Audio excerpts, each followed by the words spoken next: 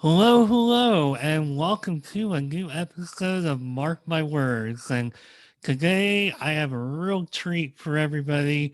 I have somebody who is so full of wisdom and has had such an interesting life and career. I love just hearing about her history when we talked on our initial call. She says that she can help business owners reach higher levels of business performance, performance growth, and profitability in capital letters, according to her LinkedIn profile. She is a business strategist and profitability coach. She is Coach Marcie Hanhart. Welcome to Mark My Words, Marcie. How you doing today? I'm doing great. Thank you so much, Mark. I'm delighted to have been invited on the call. Thank you very much. And I'm really happy to have you here. It's really great. As you know, I have a show where I try to get people from all different walks of life, and it's really great to have somebody who has such a interesting background and has worked for so many companies. Like, you worked for R. Donnelley. I've never met anybody who worked for R. Donnelley before. It's funny. I think they're mostly from Chicago, but because that's where R. Donnelley is, of course, headquartered. At the time that I worked for them, they were the largest printer, and until very recently, the largest printer in the world. And I was very lucky how I got to work for them. Not to jump ahead, but I was luckily at the forefront of something that I'm sure we will talk about. It seems like you were on the forefront of a lot of things, which we'll get into. I mean, IBM DiscoVision in 1980. I mean, just having now, is there a reason that disco was in IBM DiscoVision, or was it just because I know it's like 1980? Was there were they like, hey, we can be hip and be called DiscoVision? Actually, that's such a funny thing that you would ask because for a longest time I thought, do I really want to work for this company that's called DiscoVision? Nobody's going to take it seriously, right? Everybody's going to think we're just juking it up, which of course in the 80s, this was a big disco time. We still had all the big discos in New York and everything. But actually, the reason it was called that, I hate it that this dates me so, but the first optical technology, which would be way before most of your listeners, I'm sure, was on a great big disc that looked like a large record. It was all silver, and so they called it Disco Vision. Wow. That was my second guess. I'm like, okay, it might have something to do because that kind of technology was huge back then, really cutting edge at the time. So, Well, it yeah. was, and that was actually how I got into business. I had not been in business before I went to work for them. Well, before I feel like I've already put the cart before the horse on this, but let's go a little bit back because everything that you were doing entering into college and through college had nothing to do with where you're at today. So I have to ask, so I don't remember where it was, but art history, French, math, and physics, all at the. Now, you didn't get a degree in all those things, did you? No, the degree is actually in French and art history. But I had to go to school a little bit of extra time because it was going to be in math and physics. And why math and physics? Well, let's see, because I'm an only child who had a father who was a mechanical engineer, and he did the most fascinating projects.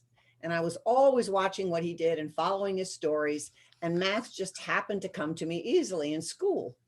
So when you're thinking about where you're going to go to college and what you're going to do, I don't think women we didn't think about it as much then as people do now. Sounds like Um, I. Oh, I'm sorry. Go ahead. no, but I was good at math. So I said, I'll choose my school for math and I'll make a career out of math and maybe become a computer programmer, which was really cutting edge at the time. Yeah, it kind of sounds like I should have known you in school because I was horrible at math. I really, it was to the point for me when I got to college, I had to take algebra all over again, something that didn't even count towards my credits, just to be good enough to take something that counted towards my credits. That's how bad I was at math. But do you not use mathematics? I believe, aren't you really into software development and that type of thing? Oh gosh, no, I never developed anything in my life. I I mean, I used to install games and stuff and would find workarounds to install them, but that was just stupid luck. I don't think I had anything to do with like mathematical ability. No, I work in broadcasting, but it's like entertainment broadcasting. So I'm keeping stuff on the air. I'm not necessarily using math. I mean, maybe a little tiny bit if it has to do with time code or a commercial running short or an hour of programming running long or short, but I don't use math other than that. So Well, I apologize for remembering incorrectly, but it's really interesting what you said. I'll just throw this in my era. My mother, she had always worked until she was married, and she was a statistician along with a few other things. And she used to go to the grocery store with a list, of course, on a little piece of paper. And she would go once a week and buy everything. She would write down what each thing cost on her little pad of paper. And by the time we would get to the front line, she had added pages of numbers in her head so quickly, which is a skill that I think a lot of us don't have anymore because we always have our handy dandy phone or calculator. But in my family, knowing how to deal with numbers was kind of taken for granted, which, as it turns out, has become a fantastic tool with the coaching that I do for businesses today, because it all starts with the numbers. well, as old school and as much of an old soul as I think I am really grateful to be living in this era because I would not have done well doing that method of counting or, shopping or doing any of that. So I think I'm in the right era and the right time considering my skill set. So that's amazing. I mean, that's the way Well, it was. That's the way it was. It's it completely is. different now. But I need my handy dandy calculator now. I do. Well, Because you lose the habit. I used to get harped on quite a bit by my parents because my math was just so bad. They're like, "You're not gonna go anywhere if you don't learn math and you can't do math. You're not gonna do squat." So I had to, at least be able to count and multiply and divide, which I can at least do that. So I'm sure you do much better than you're saying. Absolutely. I appreciate that. I'm actually not sure, but we could debate that for the next like 50 minutes. How about we talk about your path, which you came into school, you're thinking math and physics. What happened? What happened? Well, I picked a college that had which had a fantastic math teacher. She was known all over the country, Madame Freitag. I don't know why we called her Madame, because she was from Germany. But I started in math, and then I had an opportunity to study abroad. And so most of the people, I went to France for a year. And most of the people who went were majoring in art or literature or minimally history. I went as math. They had to get special math tutors for me. And as I was dealing with my math tutor, who looked like he was young enough to be my son and absolutely brilliant off the charts. I mean, here I am 19 or 20, and he looked like he was about 12, really. I said, what am I doing in one of the art capitals of the world? It wasn't Italy, but it was Paris, going to school every day to study math. This is insane. I'm surrounded by all these fantastic museums, and the family I was living with didn't speak any English. So my French was getting better. And I just said, I'm going to switch. I'm going to switch and do something that I'm truly, truly going to enjoy. So if you can think of anything that takes you farther from business than a foreign language and paintings on a wall, that would have been it. Yeah, that really fascinated me. It's like there's such a line between something mathematical and then art history. So that's really quite a change, a very cool change, but quite a change. And I have to say, I took one art history class in college. It was one of my favorite classes. I loved it. So It's very what? interesting because what I learned in art history is, and it didn't come easily to me because I had this mathematical learn how it works thing going on, is that you really just need to look, absorb what you see, and you're going to see patterns. There isn't any way that you can memorize every painting of someone who even had a limited number of paintings, like Leonardo da Vinci. He didn't do 200 paintings. But if you look at the mannerism of it, you can tell what era, what country, right? What dates. And that actually, I think that looking at patterns actually applies a great deal to business. Who knew? Yeah. So would you say that between math and art history, there's a connection? Well, I will tell you that my success in business, which is just one of those serendipitous things, is that was, I would say, I would have to base on my interest in history and art history, because I needed to launch a product for a company. It happened to be that DiscoVision. And what was I going to do to differentiate? There were three international companies that had an optical product. One was IBM, and they had joined with Pioneer Electronics to produce materials. And I was hired to get them out there first, actually.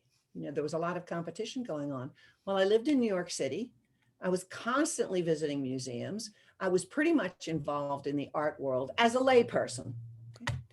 And I thought to myself, what can I do that would put us on the map? And I said, I love the Metropolitan Museum. I know a couple of people at the Metropolitan Museum, and they have an exhibit that is really obscure. Nobody understands it. Nobody knows what these different pieces were used for. It happened to be the ocean, is still there, the Oceanic exhibit, which was a lot of artifacts, boats and everything sent back by Michael Rockefeller, and then he died. So we joined up with the Metropolitan and put on this huge interactive program where people could touch the screen and they could ask questions. And it was a major success. We had all the media of the day there, which was mostly print, the New York Times and Time Magazine and so forth. And that's what got us on the map. So my art history helped out in business after all. So is it that project that helped you to really push that part of your career forward? Kind of like segueing away from art history? Interesting question. I think what happened there was it was almost a side benefit, because my job was to figure out, to determine how this technology could be used in the marketplace. There's no point in having a technology, right, if people can't use it.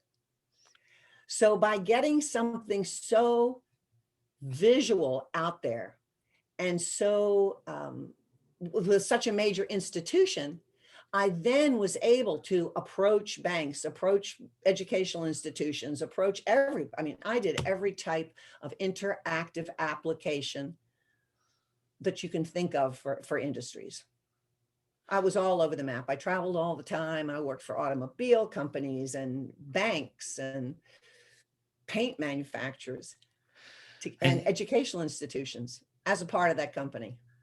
and I'm gonna guess that this was not something that you had envisioned for your life and career. It's just something that happened. Someone was on your show, the name of the person I can't remember, but talked about my term, but their thought, the serendipity of life, how things just happen. And there's a lot of work that I do today with my clients about manifesting, believing that it's going to happen, thinking that it's going to happen and it will happen. So I had worked in television prior to this. And I loved interviewing people. I loved digging for new ideas. And the way that I came in contact with IBM was I was interviewing people at the company, right? When I was offered this job, and I didn't want to take it because I didn't want to leave what to me was the most exciting thing in the world. In journalism, you know what's happening before anybody else in the world knows. You're digging. This was investigative journalism that I did. So I wasn't going to take it. And in fact, a very dear friend of mine said, well, how'd the interview go? And I said, well, I didn't take it. And he said, well, are you out of your mind? Why didn't you take it? And I said, well, because I love what I do in TV. And he was the one who said to me, this is the forefront of something very, very new, brand new. And if you get into this, you'll find yourself launched into things you never thought of. And that turns out to be true. So I've never looked back. Well, occasionally when I see a very famous TV personality, I say, could that have been me?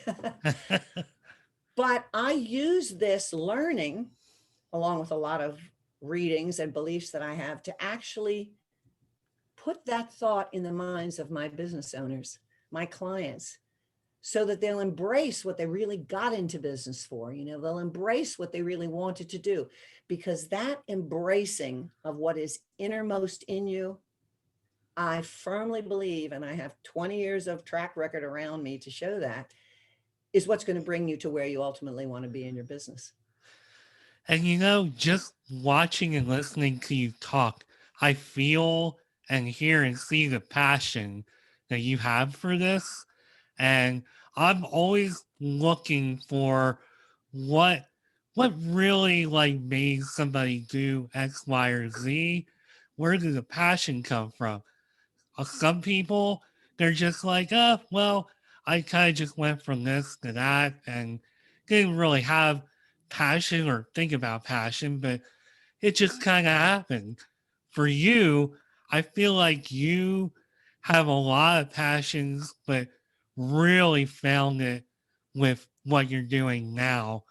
I could be wrong. I don't want to answer for you, but No, you're definitely not wrong. What's so interesting is I noticed, of course, you took what I had on the LinkedIn page and I talked about making businesses more successful and having more money growing your business and having more money. But the fundamental excitement is business can be really grueling, right? Most people start a company because they either know how to do something and I can do it better than somebody else, or I don't have to punch a time clock, right? Or they have an idea and they want to start it. And they never think about the responsibility that's going to come with it, all the various tasks that are going to happen, all the many people they're going to have to hire, all the different systems and processes they're going to have to put in. And those are all how to. There's a tactical way to accomplish most of those things. But what I want to see is that they are freed. They're freed from that burden of the daily drudge. They get that vacation. They get that time with their families. They know that that money is put aside for their future or their retirement or a great trip they've always wanted to take. That's where the excitement comes from for me. It sounds awfully corny to say, but it's true. It's really about changing lives. It changes lives. and you started this business quite a few years before being an entrepreneur was something that seemed attainable for people, because prior to this century, it's like I always thought, oh, people like Bill Gates, that's an entrepreneur. No way can I do that. But a lot of us can do that now. A lot of us can have a business. What has changed since those days and the days we're living in now? Oh, well, I think a lot of things have changed all over the place. We could take the most recent change, which is COVID, and we can go backwards from there if you want. So let's take COVID. In the last year, I have more startup businesses working with me, asking for guidance than ever before. What's interesting about that is that it used to be, at least in my experience, that most people who hadn't yet started a business didn't even see the reason for hiring someone who's been in business and a business coach. We can talk about this later, but remember, I was recruited. I was recruited by a coaching organization. I didn't develop all these concepts on my own. So the first thing I think is that it's accepted that we could use some help, and help is there. And so that's encouragement for people. If you take my own era, there just weren't that many women doing businesses on their own. If they were really women businesses. Not to knock all the women out there today who are hairdressers and makeup artists and seamstresses, but a small percentage of women were going into really, really professions. Lots did where I went to school, but still on a statistical level, it wasn't that many, maybe 20%, if even. Wow. So I think it's just that change of the times, women's lib, all these books about the glass ceiling and so on and so forth. I luckily didn't experience any of that. I was just too long ago.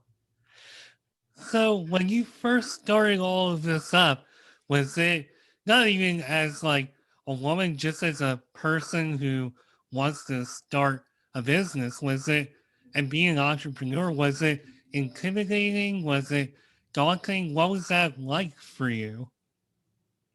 Well, the truth is, I never thought about it.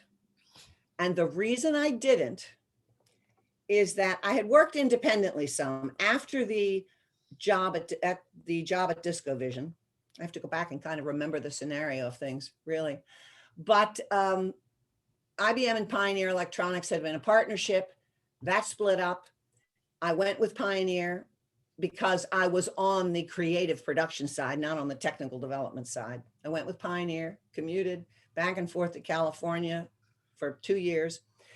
And something happened in the company and they decided no longer to stay in the production business, producing these technologies. And the truth is, I didn't like that. I thought, what about all these people that I'm working with? They're just left in the lurch. It literally happened in a flash. I said, well, somebody's got to help them. So I guess it's got to be me. And that is literally how I got into business. That afternoon, I started making calls and I said, this division of my company is being closed, but I am here to help you. So I really never did think about it. It just seemed for me the right thing to do. They were out there and they needed help. So it sounded like you had a lot of passion built up for it as time went on, but really it was just something that really didn't come down so much to passion as to maybe responsibility. Well, there was a lot of responsibility, but I don't know if I would have taken that over if I hadn't loved what I was doing. Yeah, I mean, fair this was enough. one of the first times in my life when I'd really been responsible for teaching people. Doing a documentary, you're gathering information and you're putting it out there, and you can watch my documentary and learn from it, or you can watch my documentary and not learn from it, or you can not watch my documentary, Right. right? But now I could really play a part in the development, not only of your end product, but of seeing you and your company be highly successful getting there. And I realized I did have a passion for that. It was great. And I've been doing that ever since. So there's a lot of different flavors of coaches out there, and you are a business coach. Has there ever been any confusion or struggle to like define what it is that you do? Or do you feel that you've communicated that well enough that that's always been understood? I think that it has always been understood that I was going to help businesses improve financially. And it was always stated, and I hoped that I would be successful at making the process of running that business easier. And it's turned out that that's been true. And I'll give that to the training of the company which recruited me.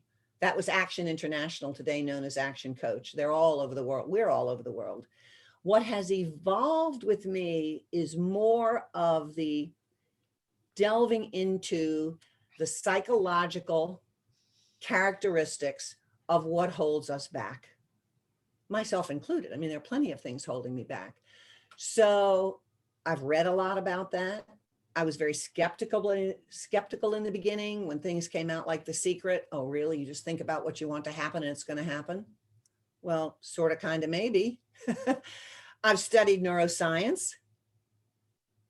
And so that is what has changed. Now, my coaching is much more focused around helping my clients acknowledge and embrace what they really want, and let's get you there. And that's sort of evolved. So would you say that what you do is, it goes deeper than just point A to point B? You have a business, you want to be successful. I'll show you how to be successful. You're treating people like they're people is basically go figure. Imagine that. So, honestly, I think that any really successful coach that touches their clients, and that's certainly many of my colleagues, I have to say, it's about helping people be happier. And we as a franchise, we have a little diagram that I've used for many, many years, several decades, and it's called the identity iceberg, right? And that is that people see us, they judge us, evaluate us, recognize us by what they see, right? Our decisions, our actions, and that brings our results. But our decisions and our actions can only be based on what nobody sees, right? Our upbringing, the skills we think we have, our self-opinion, something that our father said 45 years ago about, you are so dumb, and it's never gone away, or you'll never be able to do that. Now I'm sounding like a therapist, but those things are there. And that needs to be brought out and gotten rid of or managed. Well, absolutely, because if you are ambitious and you want to do something as lofty as have a successful business, but there are certain roadblocks or memories, whatever, floating around in your head, and you're hearing those voices, that may be a thing that's holding you back. So Absolutely. it's important to try to get beyond that if you see it. And I feel like it takes a very smart and perceptive person to do that. So it's really amazing that, Well, yes, go ahead. we try. Having said all that, there was a very interesting book written about 8 years ago and by a man named Mike Michalowicz, and it's called Profit First. And Profit First makes the point that the last thing that business owners usually attain is profit. And that actually would be true for about 83% of small businesses. Not his statistic, the Small Business Bureau statistic in the United States, at least. So here's the thing. We all know that we're supposed to work hard and we're supposed to take in money. And we all know that in order to do that, we have expenses. So that's what we do. And the result can be that you have a company that can be up here in the millions. Maybe you have a company that's earning $5 million. Maybe 3 million of it is going to your employees. Maybe 1.5 million of it is going to materials and parts and so forth. And you've got this huge company you've built. And at the end, there's not very much left for you. Does that mean because business owners are stupid? No, right? But this is very important. I've been through this myself. I owned, with someone else, a software development company. It was cutting edge, leading edge early on. Our revenues, today's numbers would be well into the 2 millions. Good employees, they were well paid, great clients, they were happy. At the end of the day, what was left for the owners was very small. This is learned behavior and it needs to be unlearned, right? So that's another thing that is important for business owners to recognize. And many of my clients today actually come to me when they have read something like Profit First and say, I better learn this because I'm going to go the way of everybody else, making money for everyone except me, the owner. Right. So one thing that I want to sneak in here that I'm dying to know, and this came from something that you sent me, just something really small that I caught. You said that work-life balance is something you're not a fan of, and I know we're kind of we're, we're kind of going a little bit maybe off track, but I'm curious to learn more about your perception of work-life balance. And this is going out to the universe. And here's a business coach saying she doesn't believe in work-life balance. Okay. Well, I didn't say one way or no, the I other. said it. I said it because, and that's very fair you bring it up. In fact, I'm glad you did. Because in my mind, and at least what it used to be, is work-life balance means, let's take it as an example. I'll take a woman. I could take a man, but I'll take a woman. So, because in my day, women did most of the shopping and making the beds and things like that. That's changed. But so to me, work-life balance meant on a daily basis, you've got a nice balance between work and home life and kids and either spouse or dating or fun, all these things. I have never believed in that, maybe because I never was able to achieve it. Once I really got out in the real business world, when I was working in the early days with jobs, that was okay. I do believe in a work-life balance on sort of a life basis. You might even say a monthly basis, okay? But on a daily basis, I don't. Now, the only thing that I can say that could give me a little bit of credibility in this is there's a fabulous book written by a man named Gary Keller, and he is the founder of Keller Williams. And he wrote a book called The One Thing. The One Thing. And in any particular time in your life and in your job, in your career, there's ultimately one thing that is more important to focus on than anything else. And in order to focus on that one thing and do an excellent job at it, other things have to go to the wayside. Right? You can't just call and chit chat with your friends. You can't get together in a bar the way you did when you were a kid every weekend night, right? Right. You may not necessarily be able to get home at 5 or 6 o'clock and play with your children every night before bed. Those of you who hate me, go ahead and put the hate on me. It's okay. But over time, I believe you can create a balance in your life. Well, So I was reacting to that sort of be balanced every day sort of thing. I mean, based on your logic, I don't disagree. For example, I want this podcast to grow, but it's not going to grow if I cancel the session and take a nap, which I come home, and a lot of days I'll take a nap right after I come home, but not going to get anywhere if I take a nap. So here I am. And for me, work-life balance, that's when, at this point, so through the pandemic, I've been reporting to the office 5 days a week. I have not been working from home at all. But when my boss gives me a work from home day to go to a class or do something like that, that's what I call work-life balance, because I don't have to drive 70 miles into DC and home, and I get more time at home. So it's only for like 1 or 2 days of the year, but as I listen to you talk, I'm like, that's work-life balance for me.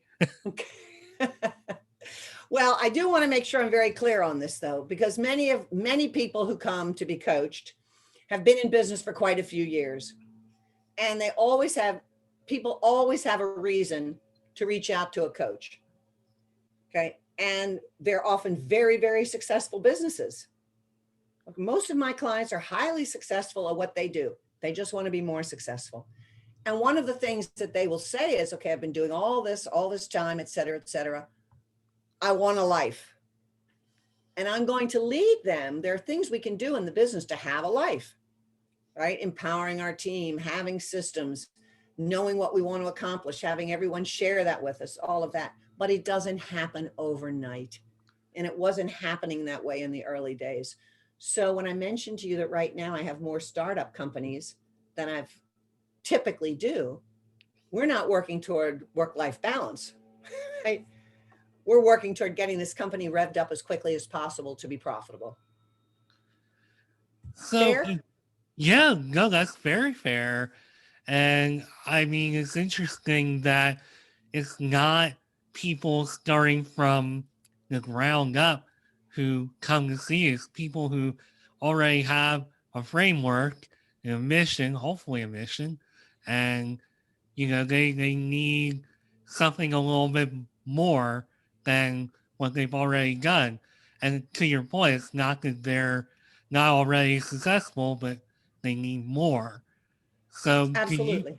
do you ever get anybody who's just starting out that looks for your help?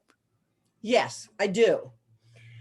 But they're not starting at, well, there's always an exception to anything, but for the most part, they're not starting from nothing.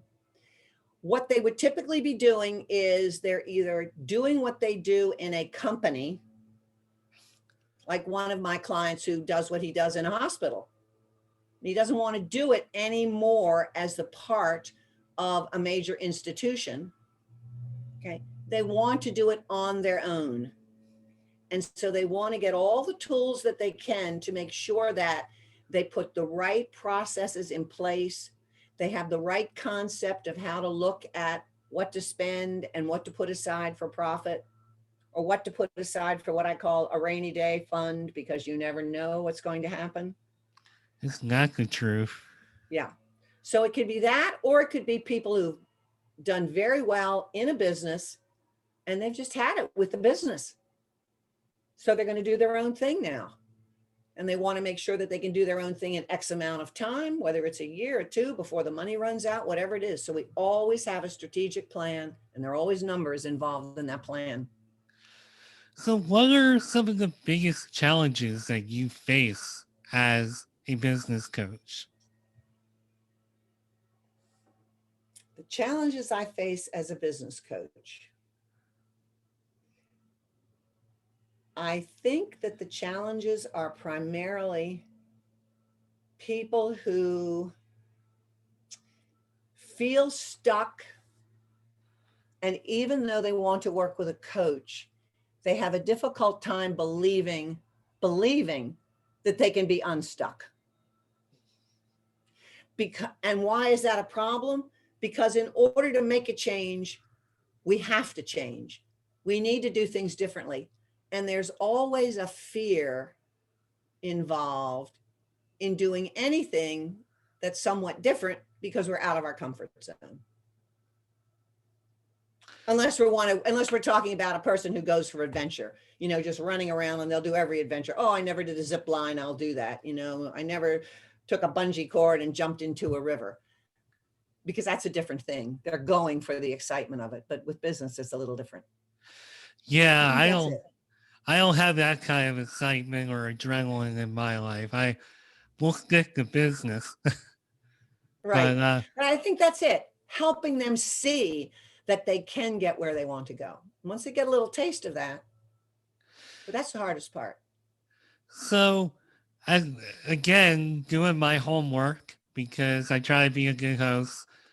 As we talked about before we started, I mentioned that you are not the first person I've had on this show this year who has studied NLP, neurolinguistics, neuroscience.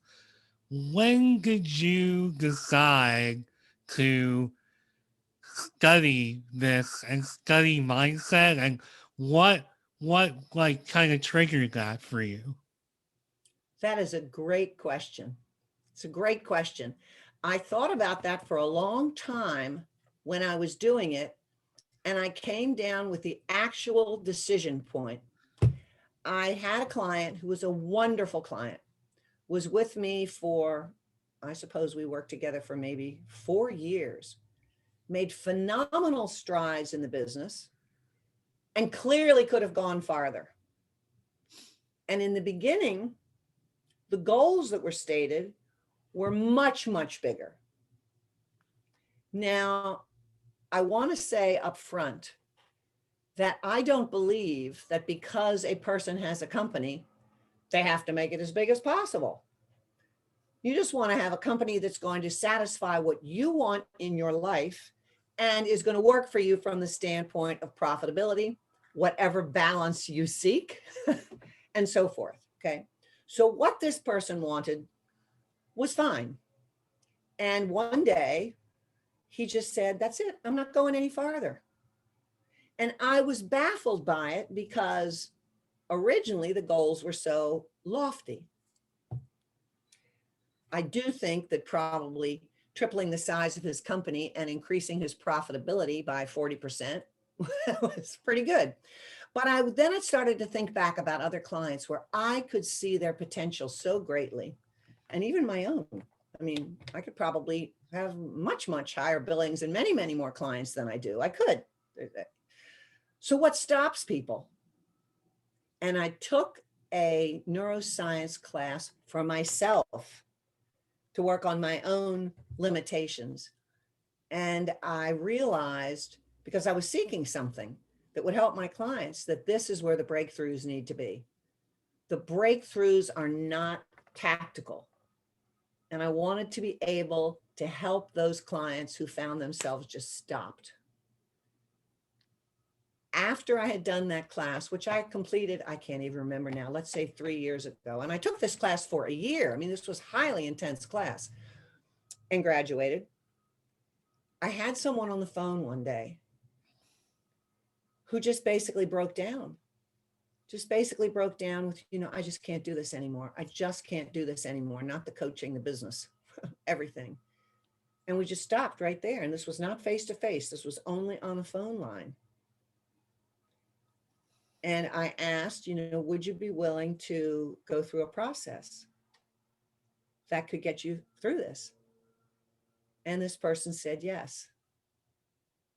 And I took her through a process where there was physical movement involved. And so I had her clear down the hallway, make sure she wasn't going to walk into anything. And we actually went through a process to help her move past something she wasn't even aware of. It was so emotional. It was so moving. And it was so instantly at the end of the process, how do you feel? Just impactful, crying, laughing, everything.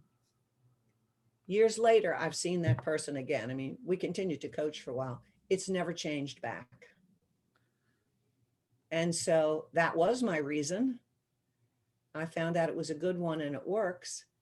And it's just a wonderful, wonderful gift to be able to bring people. Wow, that's amazing. And now, one thing I want to ask, I've seen the word hypnosis get thrown into that, but after listening to you tell that story, it's like, well, okay, maybe if you really want to dig deep into that, but listening to your story, I don't view it that way. Oh, I even hate throwing that word in there, but I know some people have. no, I believe that hypnosis can work. I was hypnotized once. It was very funny, but it worked. But no, I definitely do not do hypnosis. That's not what neuro-linguistic programming is. And, for anyone, I'm certainly not Miss Tony Robbins. But for anyone, of course, as many coaches, I'm sure I've walked on the coals and done all that. I'm a big fan. And that is neuroscience, of course, that he uses, right? But you are always aware of what's going on. What I like so much about it, though, this is very key that people don't often talk about. I'll just say if I were doing this, you don't have to tell me what it is. And this is why it's so valuable that this person doesn't have to open up and bare their soul and tell me some horrible thing that happened to them in their childhood or whatever. You have to know. And we can lead you through the process without ever finding out what it was and still get you through. But you are in absolute control. Absolute control. There's no anything. But I'm not knocking hypnosis. I'm just saying it's very different. It Because is when I was different. hypnotized, I was not in control. I had no idea. I thought 30 seconds had gone by and it had been an hour. Wow. That's crazy. I can't Mm. imagine that. I don't like giving up control of anything, so I can't imagine that. So I just wanted to put that out there because listening to that story, I said no, people shouldn't use the word hypnosis in connection with this. It's not personally. I mean, people can say whatever they want. I don't know if that's right, but that's just me. So Well, no, they're just two distinctly different things. yeah.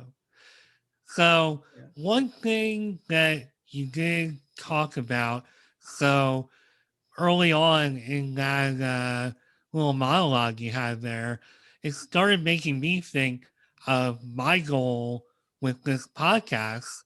And I mean, I'm not at this point, like I'm working towards trying to monetize and do all that stuff. But my ultimate goal with what I'm doing, at least make enough that I could like quit my day job and wake up after 3:30 in the morning. That'd be great. So for me, that's like my ultimate goal at this point. I'm not looking, it would be nice to make like, millions of dollars or whatever, but that's definitely not my goal. So when you were talking about all of that early on in your story, it made me think about the kind of goals I've set for myself. And that's not to say I don't want to do higher things, but I don't necessarily put myself up to that. Well, what I'm hearing is you want to do what's right for what is appropriate and will work for you to change certain aspects of your lifestyle, not the Yeah. least of which being that you're on the road all the time. Oh, And yeah. I mean, let's see, 70 miles. It depends on traffic. So I can get to work usually in 80 minutes, maybe 90 minutes. I usually get home anywhere between 100 minutes and a really bad day, 2 hours. So I want to get that time back. okay, so if you were my prospect, and you can certainly choose to avoid this on your podcast, but I would be asking you, how is it that you see this podcast, which I have found to be incredibly interesting because after we met, I listened to quite a few of them and you've had some very interesting people on the show. How are you looking to take this podcast to help you create this new work life? Well, for one thing, I like when COVID is kind of like over, you know, I don't think we're there yet, or even not even before. I think I could still probably find this. I don't know where, but I've been trying to find, but to cut to the chase and stop rambling, I would like to find speaking gigs and talk about, like, I love hearing about everybody else, but I would like to talk about myself because I myself feel like I do have a story worth hearing, which may be egotistic depending on your perspective, but I feel like I have a story that can inspire and hopefully motivate. And that's something that I really want to pursue, is to get my own story out there in addition to helping people with their own career goals and just spreading the word. Like, I not necessarily like I have some kind of, I don't know, formula or something I want to teach on how to help people to start a business or something like that. Hopefully, I'm doing that through the podcast by having great people like you on. But ultimately, I want people to listen to this podcast and say, you know what? I never thought about doing this or that. I want to do that. Maybe I can do more than just be stuck in this job. I want to work for myself. So I want to do things with the podcast in that regard. And I feel like I'm just kind of rambling on here, but No, no. So I'm thinking you're allowed to edit this if you want, but I'm thinking come up with a tagline that really, really works for you, that says who you are. I've never used one, but I've often thought, and that is going to start setting who you are. And I've often thought of all the coaches who are really famous, and so many people who have read books, and the wealthiest people in the world. I'm really doing a deep, deep dive now into Think and Grow Rich by Napoleon Hill. And if you look at all those people that he interviewed who became the wealthiest people in the United States, they came from no background, no money, many first generation, no education, and not a dime. They had nothing when they started. Okay. So I've often thought, well, geez, that's certainly not my story. I'm a middle-class girl who grew up in a small family whose dad said, and this is the key, whose dad said, work hard, do your best, and you'll be fine. How unexciting is that? But Mary. guess what? I was. So, that, not to take away from what we're talking about with you in any way, but each of us has something that sort of says who we are. And to me, this means you don't have to have suffered to be fine. You don't have to be guilty. Just work hard, do your best with certain direction, certain knowledge. And it took me a while to get there. It took me a while to say, oh, geez, I didn't really suffer. Well, I did. I had a lot of personal stories that were suffering, but it wasn't that way. I didn't have to scratch myself up, from the bottom. I didn't have to be first generation because my father was, right? I got lucky in there. But that's it. Start to think about who you really are and the story that you want to tell, because you do a great job of bringing other people out.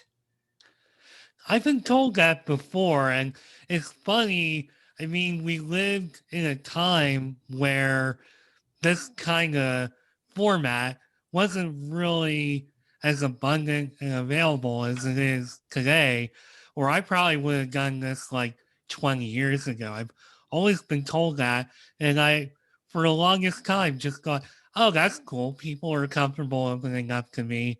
That's cool, whatever. But as I came up with the idea for this podcast and thought about it and gone through, this is my second year doing it, it's been on my mind a lot more. I'm like, that whole making people feel comfortable thing, maybe this is what I should be doing, something like this. So put on top of everything else that I want to do, that I think is really important and probably not an easy trait to have. I don't want to speak for other people in the world, but I don't, I hear that a lot about myself, but I don't always hear that about others. So I guess there's something to it. Regular people doing regular things who get more than regular success. Talk Right to on. Mark, listen to his podcast, and these are the tips you'll find. I love it. Wow. Spoken like a true spokesperson. I like it. So, I like it for you. so we are getting pretty close to the end of our time. Not to sound too Hollywood, but I know there's somewhere else that you need to be today. So first of all, let's talk about what's next for you. So you've been building this business up for so long. You're doing so well. You're doing such cool things. What else is on the horizon? Okay. Well, I have two things on the horizon. One is my career part, work part, and one is my personal part. Okay. So on the career part, I hate the fact that I said, so you can edit that out if you'd like. No, that's I'm okay. joking. I know you won't. So here's the thing. I have started doing some group coaching for people with smaller businesses who can benefit from being coached in a group. Right? So if I have a $10 million manufacturing firm of industrial parts, I'm probably not going to coach them in a group because I have to really dig into every little detail of what they're doing and how they're doing it. And I've launched one. This one happens to be for people who have pet businesses. It has been one of the most fun things I have done. And it's going really, really well. You might see a flip chart in the back. I do most of it on a flip chart with a little bit of PowerPoint, but the flip chart so that it can be more casual. I can answer questions with graphics and so forth. And I'm going to be doing more of those. And the next ones I'm going to be doing are twofold. Any special interest group, I had one call me the other day that would like to do it just for their own type of business. And I'm also going to be doing it for smaller business owners who are starting up companies. So that's the personal side. More group coaching, more affordable for more people to make more progress more quickly.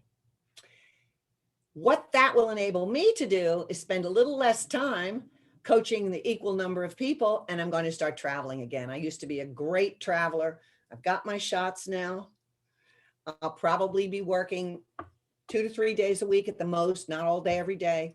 And as soon as those gates open up, I'll be doing some international travel again. But meanwhile, I'm going to the Grand Canyon with Profit First next week. Well, that's pretty exciting too, because I've never been to Grand Canyon. I've never been west of maybe Minnesota. I think it's been the farthest west I've been. So I got a lot of traveling to do. I'm trying to get to all the baseball stadiums. So I've seen 16 out of the 30, 32. So I think it's 30. But yeah, I still have a few more to go. And then obviously, much like you, I'd like to see. I mean, you've already seen the world. We didn't even talk about your year in Paris and some of the other stuff you've done. I think you said you crewed somewhere around the world. I Maybe not crewed around the across world. the Atlantic. Across the Atlantic. I Well, that's crewed still across the pretty, Atlantic on a sailboat. well, that's still pretty good. That's more than I've done. So Totally serendipitous. No planning there. Got an opportunity and said yes. wow. No, that's amazing. So yeah, I can't wait to get to the point where I feel like I can travel as well. So I certainly hope that you get that opportunity. So that's amazing. Let's see Thank what you. else. So tell us a little bit about how people can get in touch with you, how they can work with you. Okay. Thank you for asking. And by the way, you've got to do those travels. You'll love them and you'll find it enriching in every aspect of your life, including Oh, your I business. I know. Absolutely. So I have a website which is supposed to have a sign on it that says in development, and it doesn't, but you can at least get some information there. That's just marciehanhart.com. I have a website with my action coach. That's Marcie Hanhart at actioncoach.com. But the best way to find me is really on LinkedIn because people can reach out to me there.